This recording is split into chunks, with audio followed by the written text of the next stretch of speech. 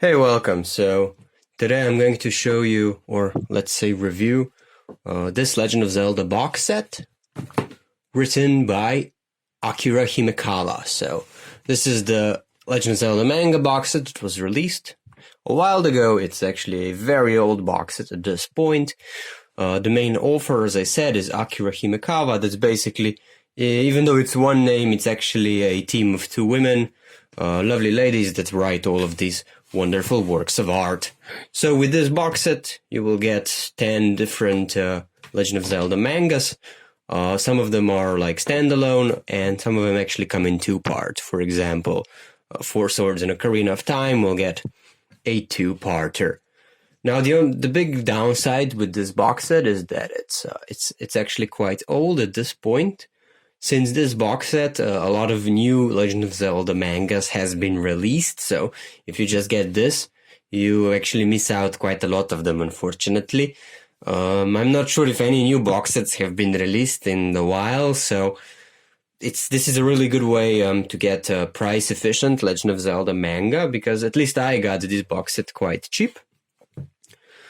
Now, the interesting thing with adapting Legend of Zelda to manga is how, it's interesting to see how they deal with turning the medium from a video game to manga, because a video game is very simple story-wise, especially like the old Legend of Zelda games, like the Oracle games, and maybe Link to the Past as well. It's pretty basic. Most of the time you walk alone, all by yourself, and you solve puzzles, and you solve dungeons, and you fight enemies, and obviously, like, half of the manga can't be about you solving a puzzle.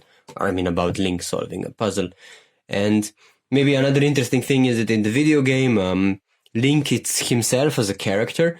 He doesn't really have much of a personality. Link is always sort of like an avatar in whom you basically put yourself in, and you play the game through his eyes, so to say. So that's why he's silent all the time.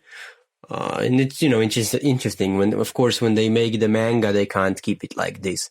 They have to come up with sort of a personality, and it's interesting to see what they did. It varies for each Zelda game a little bit. Now, unfortunately, the only manga that I'm missing here is Link to the Past. This one is from a different collection.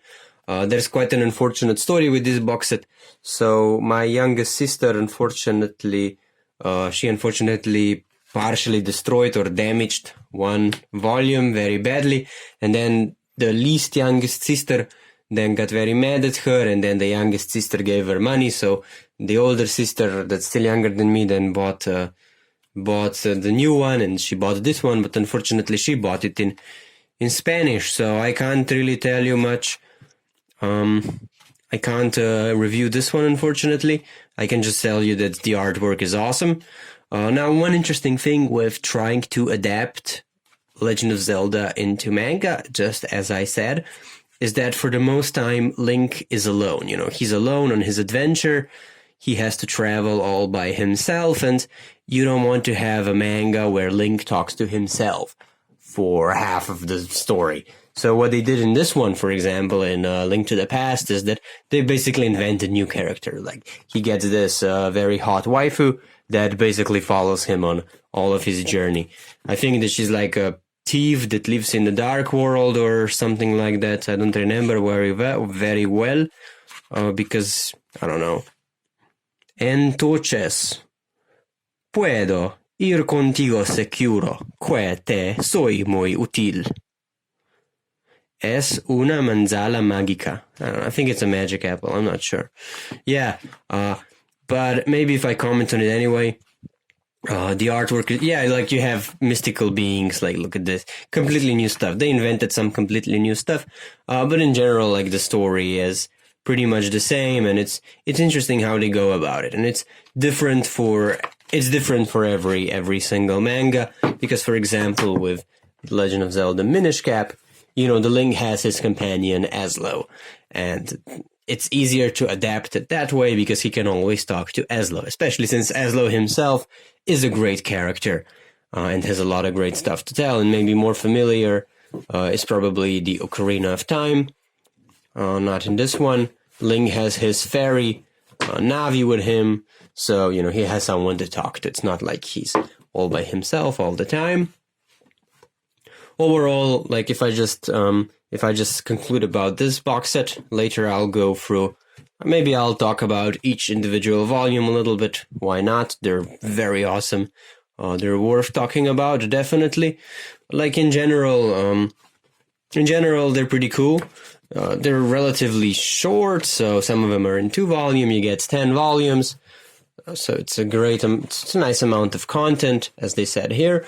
But you also, as a bonus, you get a poster. So it's this poster. I don't have it here yet, unfortunately. I don't have it here anymore, unfortunately. You get this beautiful. It's basically normal paper size poster. It's a great bonus.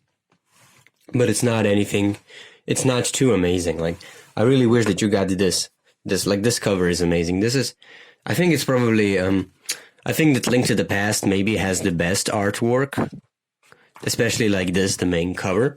If we look at all of them, maybe we can give a look at them. I mean, they also follow, sort of the style of each individual game that they're from. Maybe Link to the Past took quite a lot of liberties with its art style here. It is kind of similar, but it's a lot more, especially with Zelda herself. It's a lot more manga style. While here with the others, okay, Four Swords is a bit closer to the original, what you would expect. Yeah, and Phantom Hourglass as well.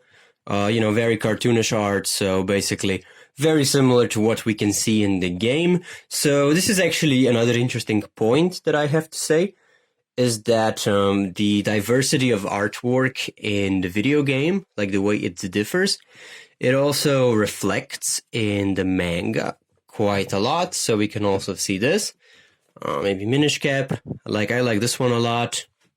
It's similar to Phantom Hourglass, also very, very, very cartoonish look, so it follows that. In the end, you also get maybe it tells you a little bit about some other different manga, stuff like that. Of course, you get the classic, hey, you're reading in the wrong direction. It's quite interesting with this, because it's a Japanese manga, right? Because of that, you read it the other way around, basically, from right to left. So maybe if you're not familiar about manga, you should know that, but you shouldn't worry. You get used to it pretty fast, and honestly, I actually really like this format when you read the other way around. I think it's pretty cool. You also get little notifications about the game. So here we get Minish Cap. It tells you, yeah, it was released in 2005. It won several awards, and basically it gives you some information about the game like that, so you can learn a little bit. I think that's about everything that I had to say. This is pretty much what you get, the mangas and that poster. So I hope you enjoyed, and see you very soon, hopefully.